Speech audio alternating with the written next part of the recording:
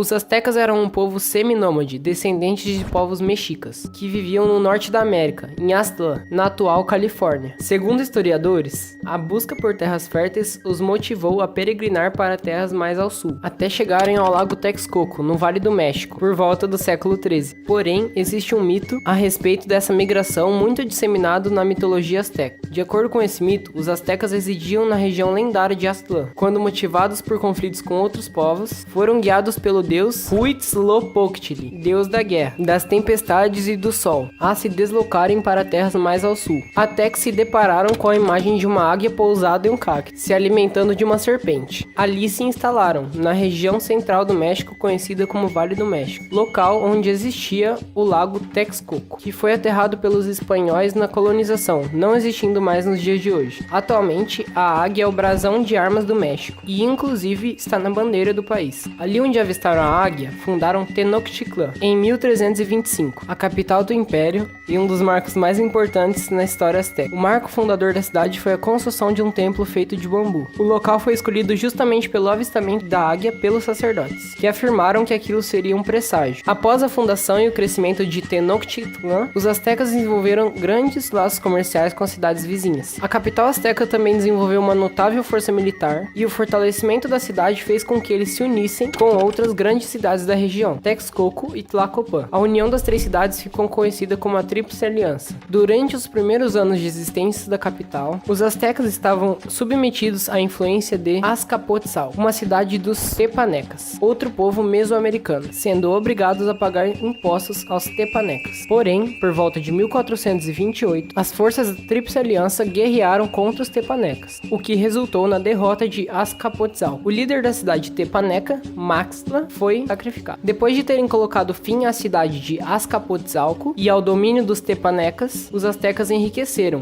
e, por serem a maior força militar da Tríplice Aliança, conseguiram impor sua ideologia e transformaram-se na grande força do Vale do México. A partir daí, o Império chega a seu ápice, dominando territórios do oeste do México até o sul da Guatemala. No século XVI, a capital asteca tinha uma população maior do que a maior capital europeia, Paris, que na época tinha um pouco mais de 200 mil habitantes.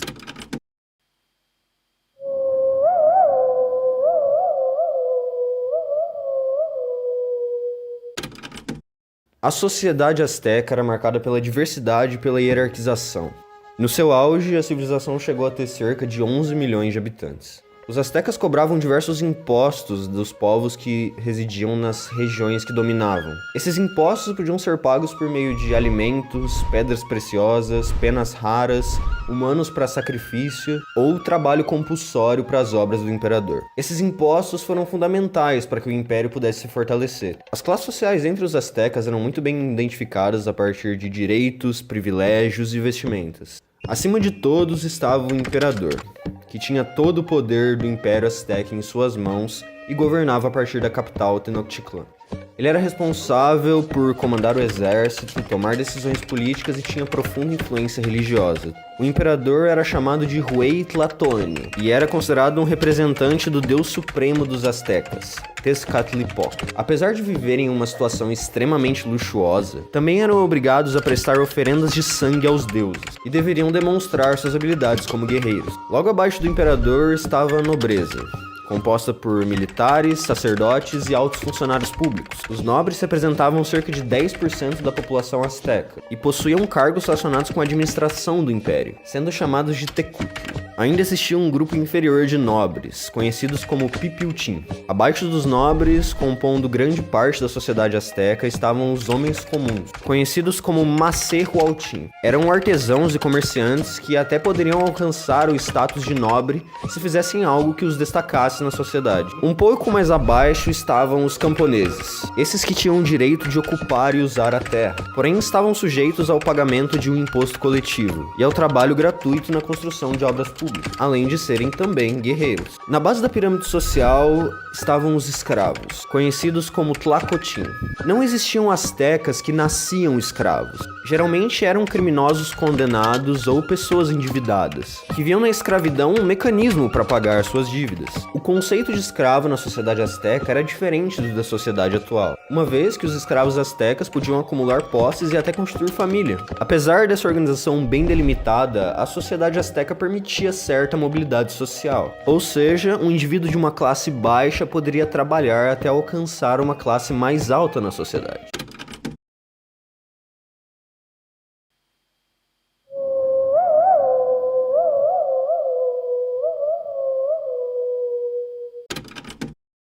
A economia asteca baseava-se basicamente na agricultura, naquilo que ela fornecia. Apesar de também haverem grandes mercados e comercializarem também artesanato, pequenos animais, roupas, utensílios, cerâmicas, joias, peças de ouro e ervas medicinais. Além de se alimentarem de carnes, de perus e peixes da região, produziam principalmente milho, mas também algodão, feijão, pimenta, cacau, abóbora, batata, maracujá, fumo, abacaxi, tomate, banana, com um destaque para o cacau, levando em conta que, como não existia dinheiro, usava-se a semente de cacau como referência do valor moeda de troca, sendo considerado um símbolo de riqueza e poder. A prosperidade no cultivo agrícola se dava principalmente pelo desenvolvimento da técnica de cultivo conhecido como chinampas. Nessa técnica, os astecas construíam ilhas artificiais, canais do lago Texcoco, construindo grandes e resistentes esteiras de madeira, sustentada por haste no fundo dos lagos e rios. Na superfície da chinampa, os agricultores plantavam os alimentos utilizados à fértil lama dos lagos. Além dos chinampas,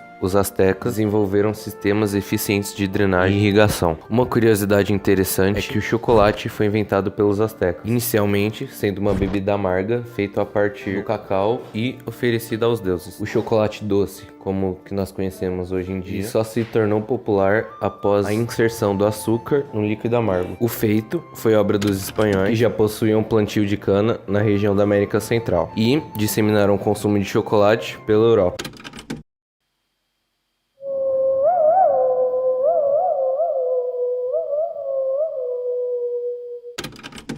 Os astecas desenvolveram diversos conhecimentos científicos ao longo de sua história, entre eles um profundo conhecimento em metalurgia, produzindo ornamentos de ouro e prata com facilidade. Para eles, esses metais não tinham o mesmo valor do que para os europeus, sendo usados apenas como adereços e não necessariamente como símbolo de poder ou riqueza, visto a abundância desses metais em território asteca. Em questões medicinais, desenvolveram diversos remédios à base de gordura de animal e plantas medicinais, possuindo um tratamento de saúde de qualidade. Além disso, os artesãos astecas eram conhecidos pelas suas habilidades com tecelagem e ourivesaria, enquanto os comerciantes por seus talentos como atacadistas e vendedores de artigos de luxo. Somado a tudo isso, a arquitetura asteca se destacava imensamente. A arquitetura tinha primeiramente a função política e religiosa. As principais mais duradouras construções eram templos dedicados aos deuses e a observação dos astros, e os palácios e obras para o uso político e institucional. Os astecas construíram inúmeros palácios, templos e pirâmides, demonstrando uma ampla noção de simetria, ordem, tamanho e organização, do uso de linhas amplas,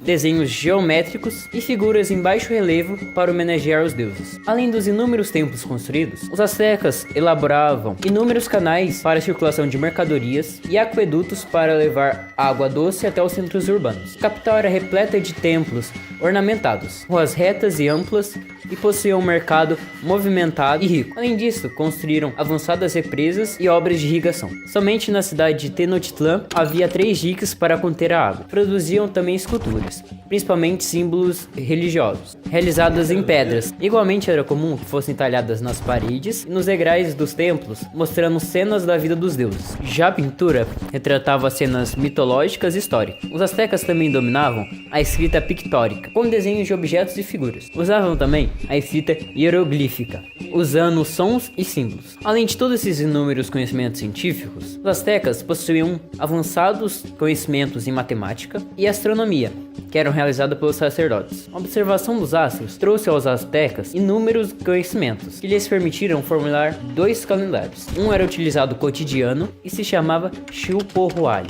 e o segundo tinha valor religioso e ficou conhecido como Tonalpohualli. O calendário do cotidiano apresentava 18 meses de 20 dias, mais 5 dias adicionais, que eram considerados dias de azar, que totalizava os mesmos 365 dias do calendário romano, aquele que é mais amplamente utilizado nas sociedades atuais. Já o religioso possuía 3 meses de 20 dias, totalizando 260 dias. Além de tudo isso já citado, um dos aspectos mais importantes da cultura asteca era sua crença no teófano, que seria uma espécie de ligação entre os seres do mundo com as forças espirituais. Para eles, tudo que existia emanava de certa forma o teófano, demonstrando a forte crença desse povo nos seus ideais.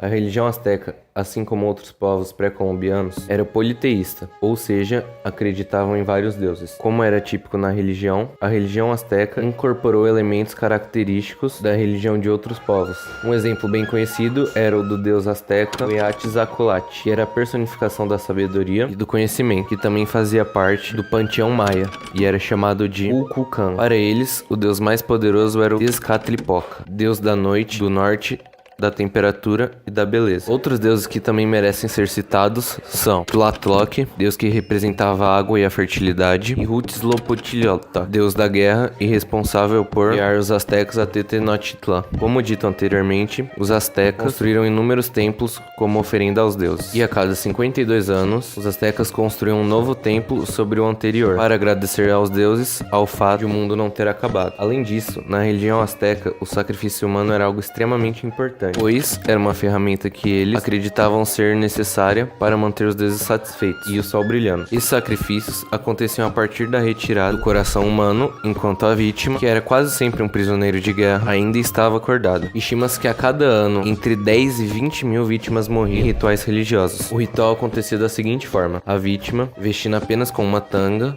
era geralmente pintada com listras verticais, vermelhas e brancas. Ela subia pela escada íngreme da frente do templo, chegando à plataforma à frente do santuário do deus, onde era agarrada por 4 sacerdotes. Cada um deles pegava um membro, estendiam a presa sobre um bloco de pedra de 50 centímetros de altura. Um quinto sacerdote, empunhalando uma faca de pedra afiadíssima, dava um golpe lateral rápido no peito, cortando de lado a lado os externos e as costelas. O coração ainda palpitante era arrancado e erguido para o sol, e as imagens dos deuses eram untadas com o sangue quente. A justificativa para esses sacrifícios estavam na mitologia asteca. Segundo os mitos, o deus asteca Quetzalcóatl ofereceu o próprio coração em um ato de auto-sacrifício. Sendo assim, a realização dos sacrifícios humanos era um ato de dívida aos deuses e uma forma de manter o sol em funcionamento.